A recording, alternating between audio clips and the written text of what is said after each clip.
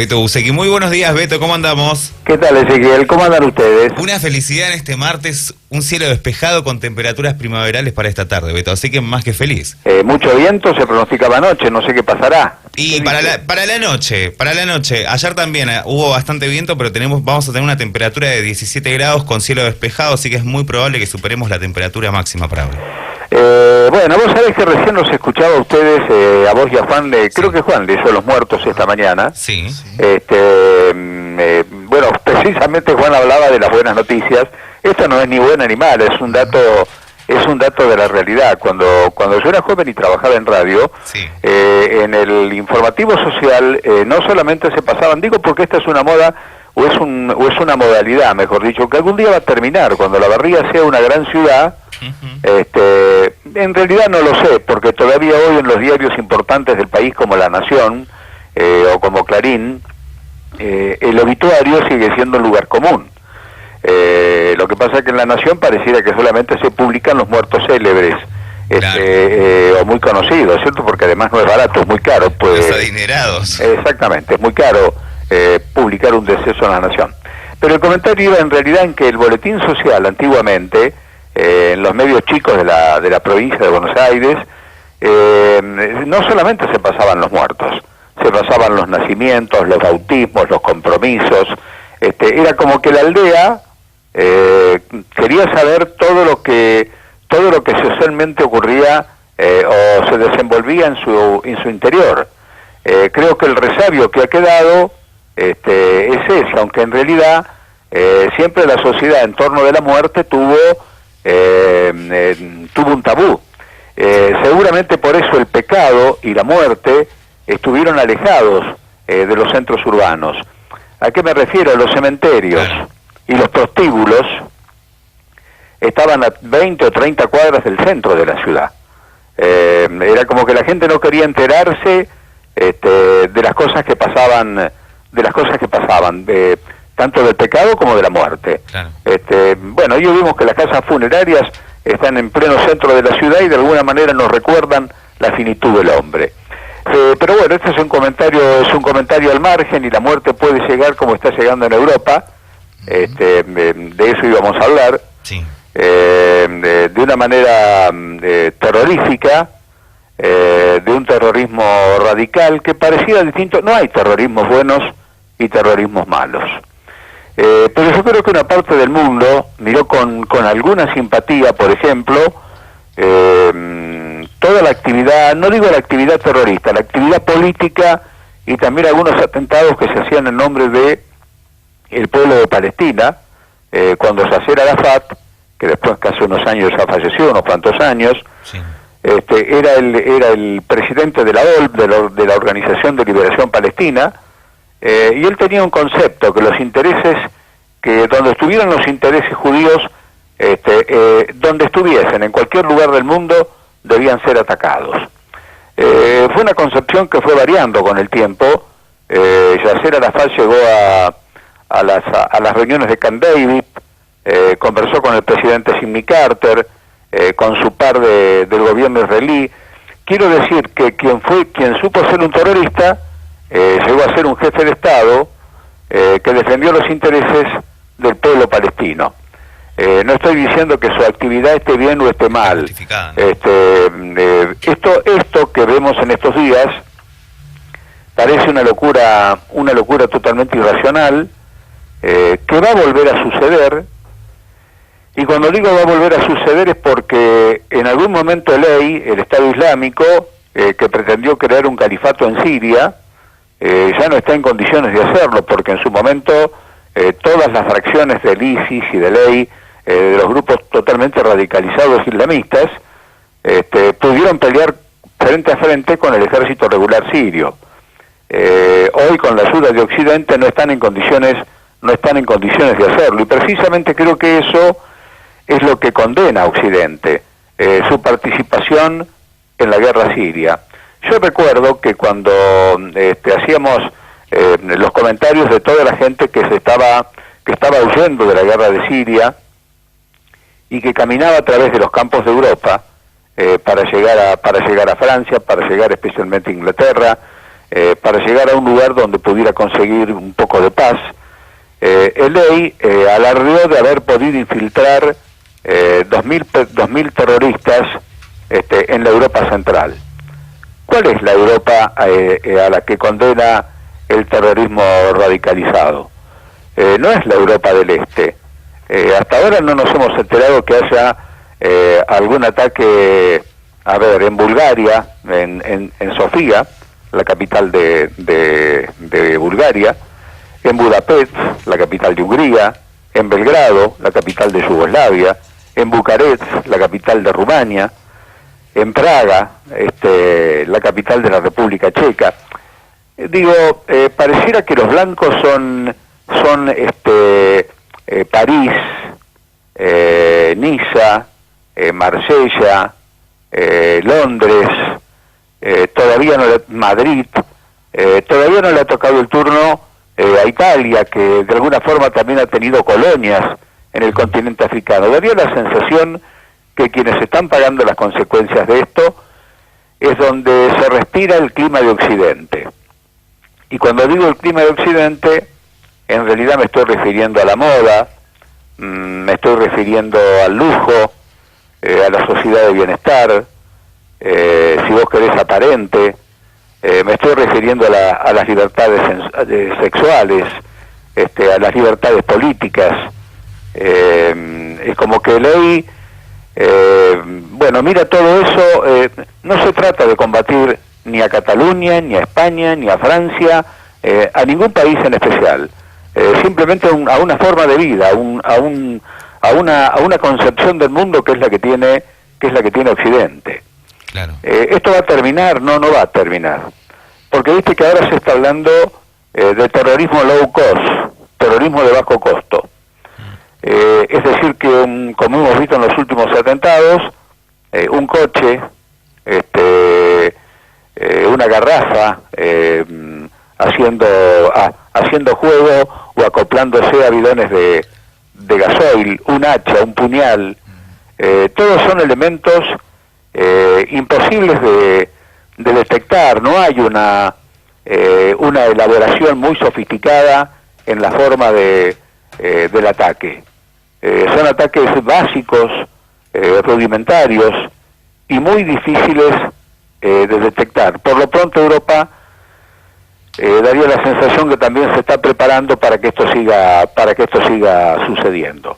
Así que creo que habrá que acostumbrarse a que esto siga pasando, y seguramente la única posibilidad de la erradicación del terrorismo será poder crear en Siria condiciones de vida como para que mucha gente vuelva y para que los jóvenes no sigan siendo captados. Fíjense que el perfil de los jóvenes que están actuando en este momento en las células terroristas, o algunos lobos solitarios, son solamente entre los 18 y los 30 años. Y para terminar, diría que lo más grave de todo esto es que la radicalización de esos jóvenes se llama ahora una radicalización express.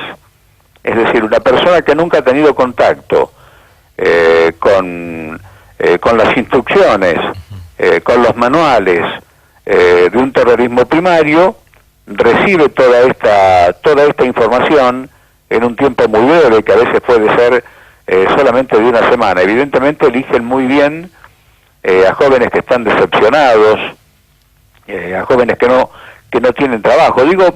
Trato de encontrar alguna respuesta en el porqué de esa agresividad totalmente irracional. Y habrá que acostumbrarse, y evidentemente esos países, los países centrales, tendrán que prepararse. Lo de Barcelona se podría haber evitado, por ejemplo. La Rambla es un lugar multitudinario, donde solamente con haber puesto pilotes de cemento, es más, en algunas ciudades europeas no son de cemento, son de acero, unos pilotes que cortan la entrada a la avenida. En un momento determinado, en forma eléctrica, se bajan, puede circular un coche, y seguramente en días donde la Rambla es totalmente peatonal, que prácticamente son todos los días, había que haber usado una metodología de esa manera. No sé, creo que los líderes europeos han tomado conciencia de que esto en diferentes magnitudes puede seguir repitiéndose. Y seguramente quien debe estar ahora preocupada es Italia, porque todavía hasta ahora, también de esto tiene que ver con las colonias. Claro. Francia tiene muchos argelinos viviendo, que se sienten franceses algunos, tal vez los jóvenes no tanto, sí sus abuelos y sus padres. España tiene la cercanía con Marruecos, y bueno, los españoles no miran con mucho agrado a los marroquíes que cruzan de Tánger a Algeciras. Sienten que les van a quitar trabajo, que son distintos y que viven de una manera distinta. Habrá que ver cómo se prepara el mundo para enfrentar esta realidad que es totalmente distinta al terrorismo que conocimos hace un tiempo. Claro, es completamente distinto, pero es como que también, yo desde afuera viéndolo, también puede llegar a ser, como vos estabas nombrando, que tiene que ver con lugares donde los países europeos tuvieron las colonias, y yo creo que esos países es como que están reclamando sus derechos y tal vez podría llegar a ser como un set de venganza. Yo no sé si es venganza. Yo creo que las desventajas que tiene Francia, por ejemplo, que tiene una población musulmana o de origen musulmán muy amplia. De todas formas, si vos le preguntás a un chico de tercera o cuarta generación si se siente francés, te va a decir que sí, con seguridad que se siente francés. Lo que pasa es que Francia hoy no le puede dar las posibilidades que le dio, las mismas posibilidades que le dio a sus abuelos, a sus padres, hace 30 o 40 años atrás. Claro. Es decir, ese chico hoy no tiene trabajo, lo mismo pasa en España.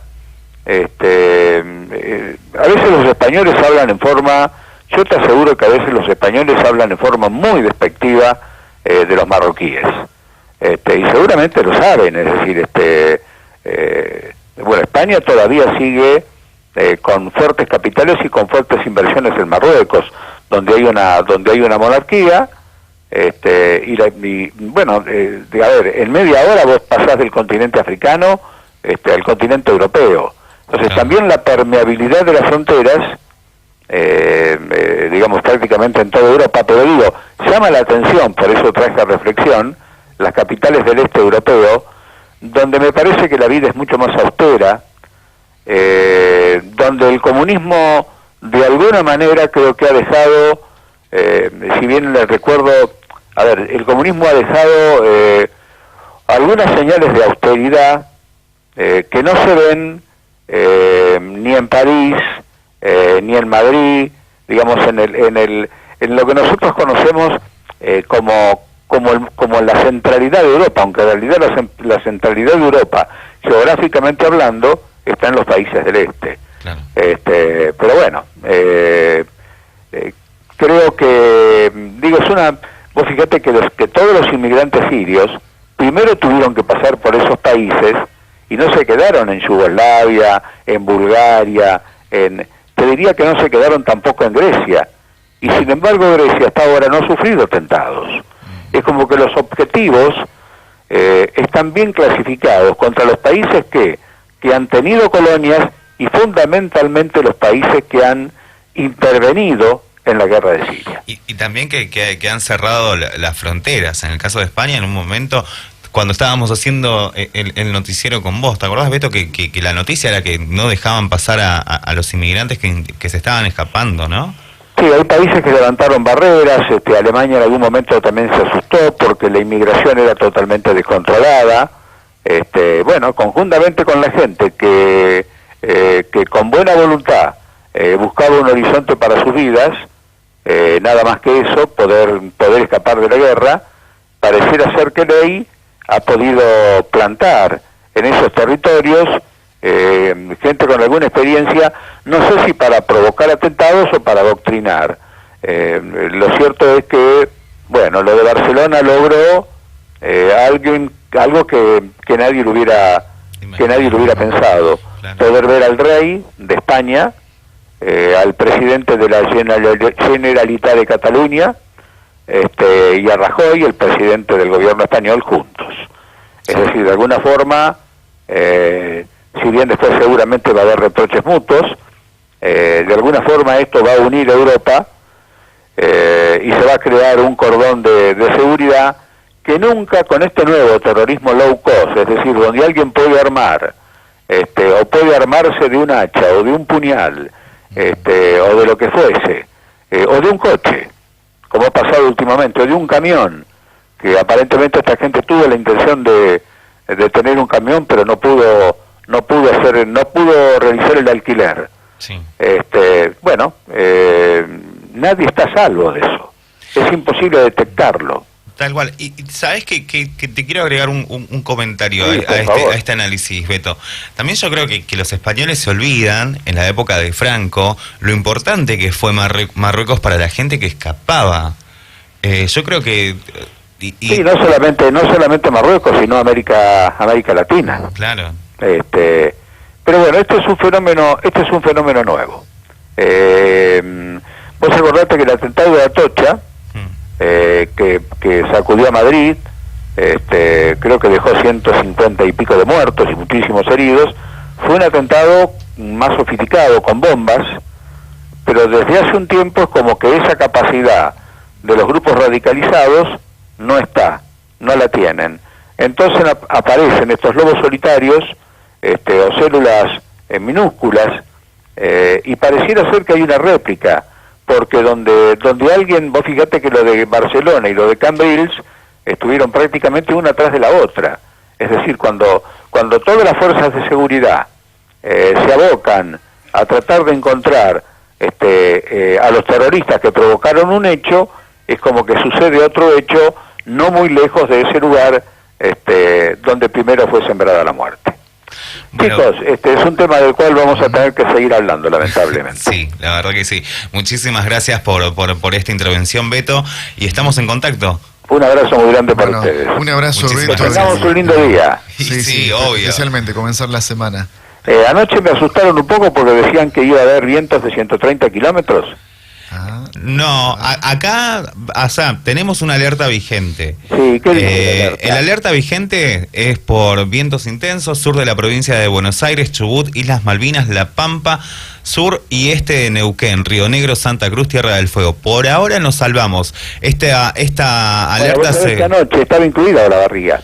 Por ahora la sacaron, la próxima actualización es a las 11:30, así que hay que esperar hasta las 11:30 que los chicos del cricket informen la actualización de la alerta vigente por los fuertes vientos. Anoche me mostró un amigo directamente desde el teléfono y decían que iba a haber ráfagas de viento de 130 kilómetros y la última ciudad que nombraban era La Barriga. Estaba azul, y bueno, y prácticamente de aquí hacia el este, hacia Mar del Plata. Bien, así que bueno, me alegro mucho de que el Servicio Meteorológico Nacional haya modificado esta información. Y Beto, a tener precaución aquellos que vienen transitando por la ruta 65 entre 9 de julio y Olavarría, sobre todo en una parte de la zona donde al costado de la ruta han hecho como unos muros de tierra para que el agua no invada la ruta. Esperemos que no llueva. Supongo que debe ser agua que viene del río Quinto. Sí, será de esa zona. La verdad que al lado de la ruta hay muchos campos muy anegados. Bueno, vos sabés que me contaban anoche que en la zona de Bolívar y de Deró, en el partido de Bolívar creo que hay 400.000 hectáreas bajo el agua. Sí, claro. Te lo confirmo. Bueno, no sé cuántos afluentes tiene el partido de Bolívar. El principal que nosotros conocemos es el Vallimanca.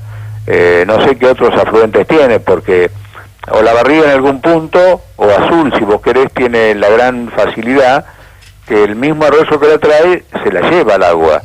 Yo me acuerdo cuando las inundaciones en Peguajó, en Trenquelauquen, en esa zona, hubo que esperar la evaporación, porque no hay arroyos, digamos, que se pueden llevar el agua, no hay arroyos naturales por donde el agua puede escurrir. Bueno, también hay que recordar que la culpa de estas hectáreas inundadas se le está echando al intendente de Bolívar por canales ilegales.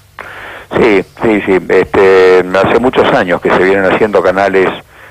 Cada productor trata de sacar el agua de su campo y a veces no tiene en cuenta que el agua que él deja correr o hace un canal para que se vaya en forma rápida perjudica al vecino, así sucesivamente, hasta que en un punto es un tema que se convierte en un gran problema, ¿no? Claro.